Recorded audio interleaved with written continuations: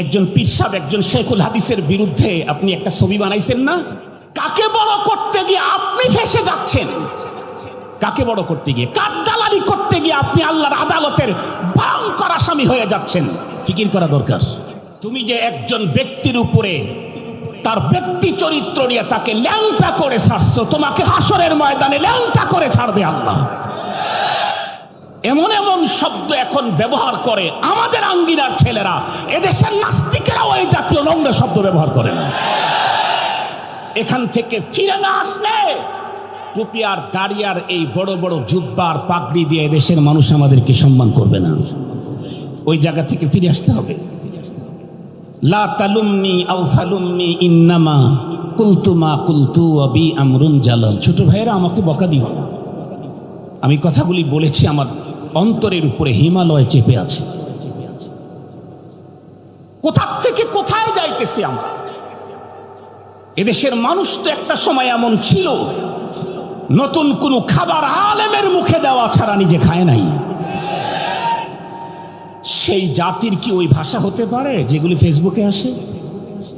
সেই টুপিওয়ালা দাড়িওয়ালার কি এই কাজ হতে পারে? একজন মানুষের ছবি বিকৃতি করবে? সে যাই হোক, আব্দুল বাসেতের বাবাও যদি হয়, মা ইয়ালফিযু মিন কাওলিন ইল্লা লাদাইহি রাকীবুন আতীদ। আব্দুল বাসেতের বাবাও যদি হয় একজন মুমিন, তার চরিত্র, তার থিসিস, তার ধারণা, তার মানসিকতা এমনই হতে হবে। নাহলে ঈমান কি? ঈমান কি?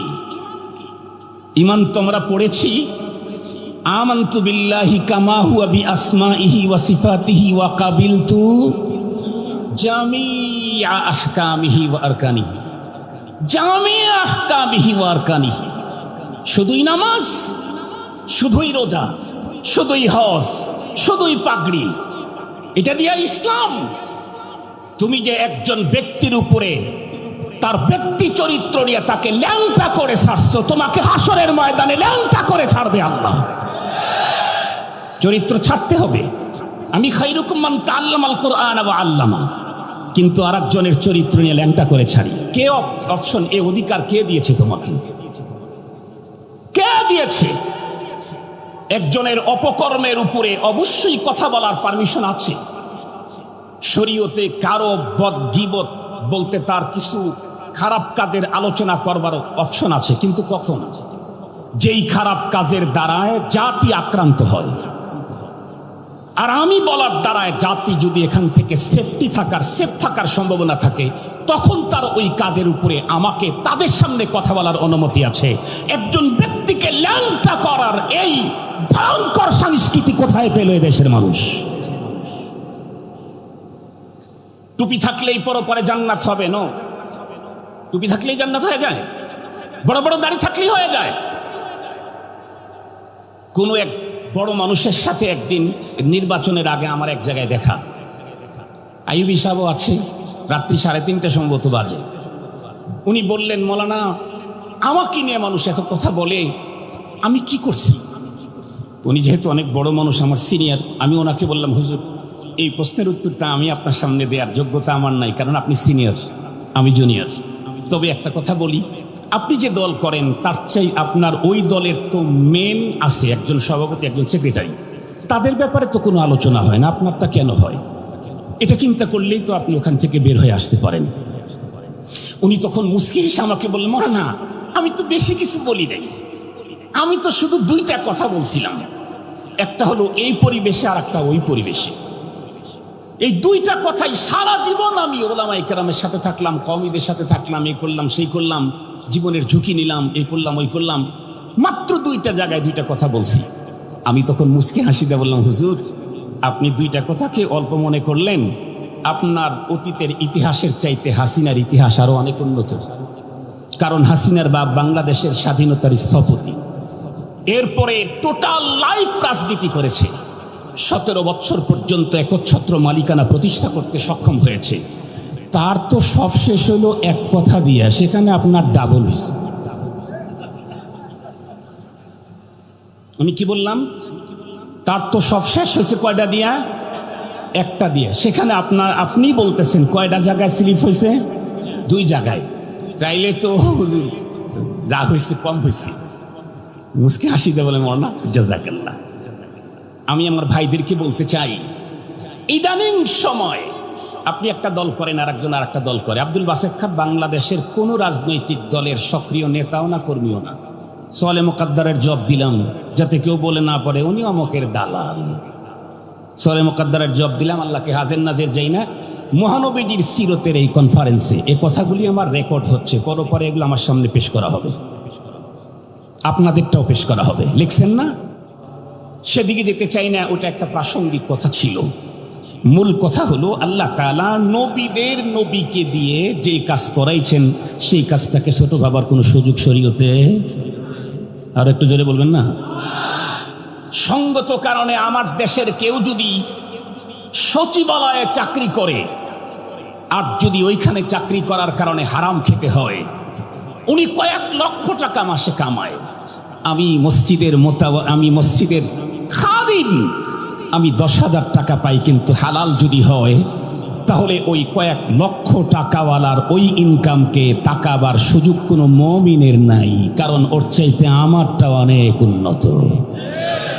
ওর চাইতে আমারটা, কথা বলেন না কেন, ওর চাইতে আমারটা অনেক উন্নত। এজন্য আমি গর্ব করি যে আল্লাহ তাআলা আমার মতো একজন অপরাধীকে এখনো পর্যন্ত কোরআনের মুআল্লিম হিসেবে নিয়োগ দিয়ে রেখেছেন। এটা আমার অহংকার।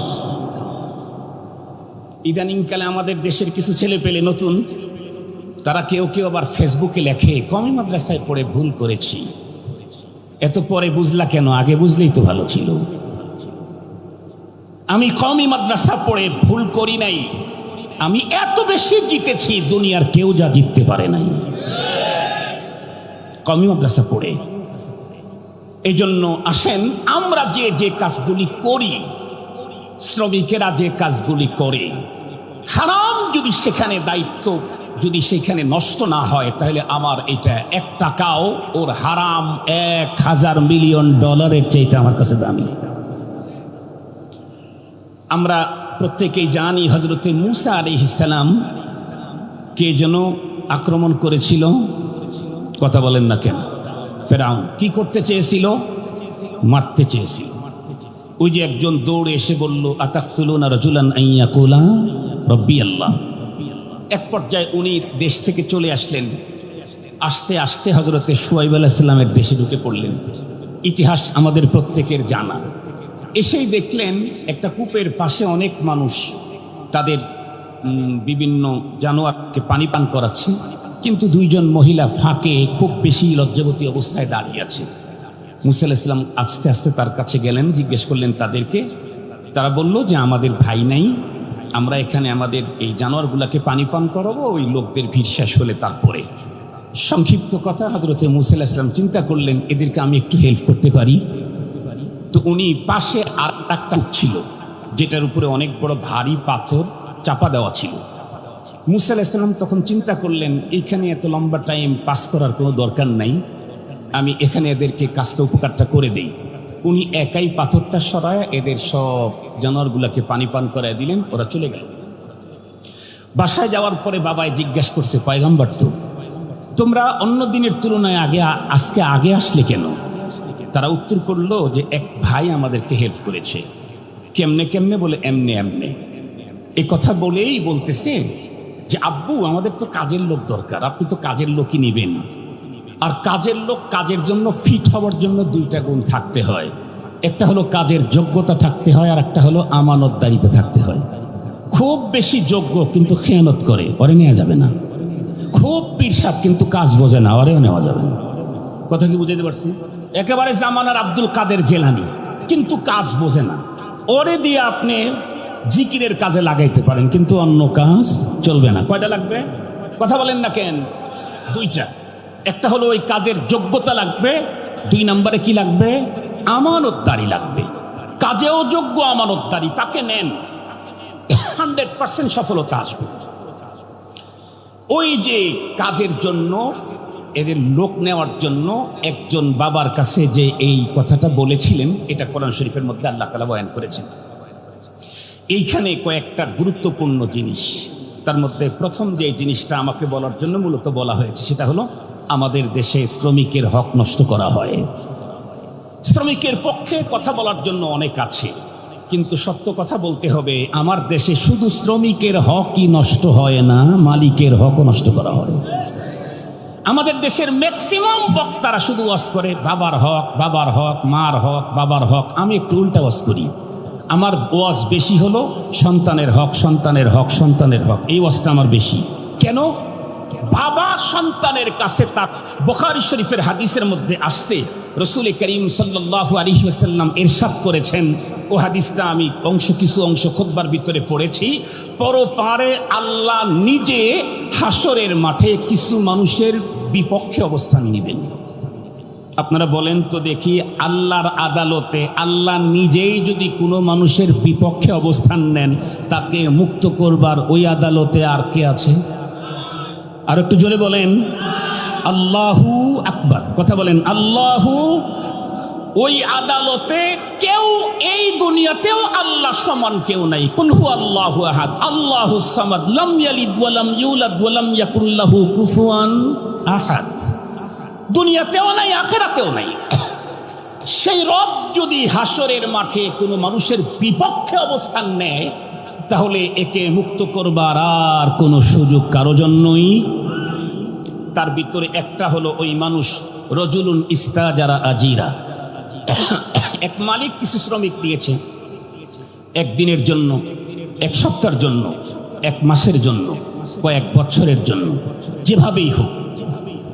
এরপরে মালিক ওই শ্রমিকের কাছ থেকে তার পাওনা পুরাপুরি নিয়েছে, ওয়ালাম ইউতিহি আজরা, কিন্তু তাকে তার পাওনা যেটা কন্ট্রাক্ট ছিল সেটা তাকে দিল না। এই মালিকের বিপক্ষে হাসরের ময়দানে আল্লাহ তাআলা অবস্থান নিবেন কে? কথা বলেন না কেন? সঙ্গত কারণেই মনে রাখতে হবে, অনেক মালিক এমন আছে যেই মালিক টোটাল ফ্যাক্টরিটার জিম্মাদারি দিয়ে রাখছে ম্যানেজারকে। মালিক জানে না কে শ্রমিক, কোন শ্রমিক তার টাকা পায় না, এই মালিক জানে না, সব মেরে দিয়েছে ওই ম্যানেজার। সেই ম্যানেজারকে পরপারে দাঁড়াইতে হবে, আল্লাহ তার বিপক্ষে সেই দিন অবস্থান নেবে। অবস্থাটা কত ভয়ঙ্কর বুঝার জন্য একটা কথাই যথেষ্ট। ইসলাম তো এমন ভ্রাতৃত্ব শিখিয়েছেন। এক সাহাবী নাম মুআবিয়া, বাবার নাম সুয়াইদ। এ করছে কি, তার এক কাজের ছেলেকে একটা থাপ্পড় লাগাইছে। থাপ্পড় লাগানোর পরে তার বাবা সাহাবী যিনি, উনি ওই ছেলেকে ডাকছে, এদিকে আসো। যেই কাজের ছেলেকে থাপ্পড় লাগিয়েছে তাকেও ডাকছে। ডাকার পরে বলছে, ইক্তাসান, ও তোমাকে থাপ্পড় লাগাইছে না, এখন তুমি অতটুকুন ওজনের থাপ্পড় ওরে একটা লাগায় দাও। মালিক তার শ্রমিককে, মালিকের কলিজার টুকরা সন্তান, শ্রমিককে থাপ্পড় লাগানোর কারণে মালিক ছেলেকেও ডেকেছেন, শ্রমিককেও ডেকেছেন। কলিজার টুকরা সন্তানকে দাঁড় করায়া গোলামকে বলছেন, শ্রমিককে বলেছেন, আমার সন্তান তোমাকে যেই জোরে আঘাত করেছিল সেম জোরে তুমি এখন তারে আঘাত করো। কেন? দুনিয়াতে এটা দিয়ে শেষ হয়ে যাক, পরপারে আল্লাহ আমার বিপক্ষে দাঁড়াবে, তা কখনো মেনে নেওয়া যায় না।